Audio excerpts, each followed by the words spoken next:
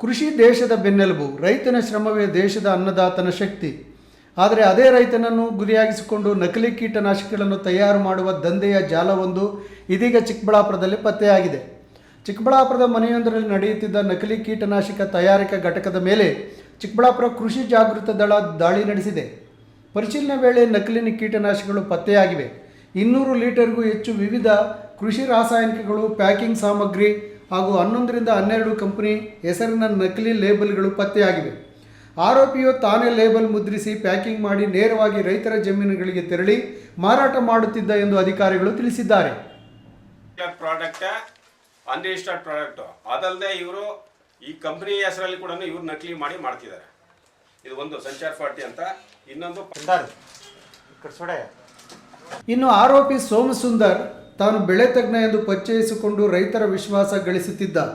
ದಾಳಿಂಬೆ, ದ್ರಾಕ್ಷಿ, ಮಾವು ಸೇರಿದಂತೆ ತೋಟಗಾರಿಕಾ ಬೆಳೆಗಳ ರೈತರನ್ನೇ ಟಾರ್ಗೆಟ್ ಮಾಡಿದ್ದ ಆತ ಪ್ರತಿದಿನ ಸುಮಾರು 50 ಲೀಟರ್ಗೂ ಹೆಚ್ಚು ನಕಲಿ ಉತ್ಪನ್ನ ತಯಾರಿಸಿ ವಿವಿಧ ಗ್ರಾಮಗಳ ರೈತರಿಗೆ ಪೂರೈಕೆ ಮಾಡಿದ್ದು ಬಯಲಾಗಿದೆ.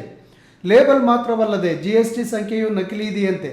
ಇನ್ನು ಆರೋಪಿ ಪ್ರತಿಕ್ರಿಯೆ ನೀಡಿದ್ದು ನಕಲಿ ಕೀಟನಾಶಕಗಳ ತಯಾರು ಮಾಡುತ್ತಿರುವುದನ್ನು ಒಪ್ಪಿಕೊಂಡಿದ್ದಾನೆ.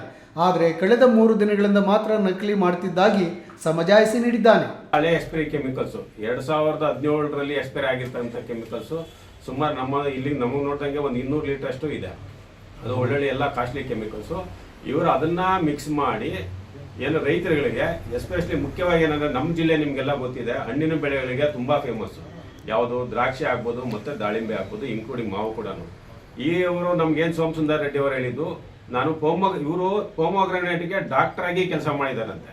ಇವರು ಮೂಲತಃ ಇವ್ರ ಎಜುಕೇಷನ್ ಬಂದು is an MBA graduate, software engineer ಆಗಿ ಕೆಲಸ ಮಾಡಿ ಬಳ್ಳಾರಿನಲ್ಲೆಲ್ಲ ಒಂದು ಡೀಲರ್ ಶಾಪ್ ಇಟ್ಟು ಮತ್ತೆ ಇಲ್ಲಿಗೆ ಬಂದು 5 ವರ್ಷದಿಂದ ಇದೇ ದಂಧೆ ಮಾಡಿದ್ದಾರೆ.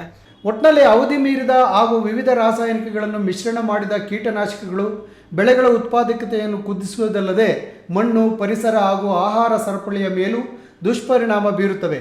ಇದರಿಂದ ರೈತರು ನಕಲಿ ಕೀಟನಾಶಕಗಳ ಖರೀದಿ ಮಾಡದಂತೆ ಕೃಷಿ ಇಲಾಖೆ ಅಧಿಕಾರಿಗಳು ಎಚ್ಚರಿಕೆ ನೀಡಿದ್ದಾರೆ. ಕ್ಯಾಮರಾಮನ್ ಅಖಿಲ್ ಜೊತೆ KS ನಾರಾಯಣ ಸ್ವಾಮಿ, ಈ ನ್ಯೂಸ್ TV, ಚಿಕ್ಕಬಳ್ಳಾಪುರ.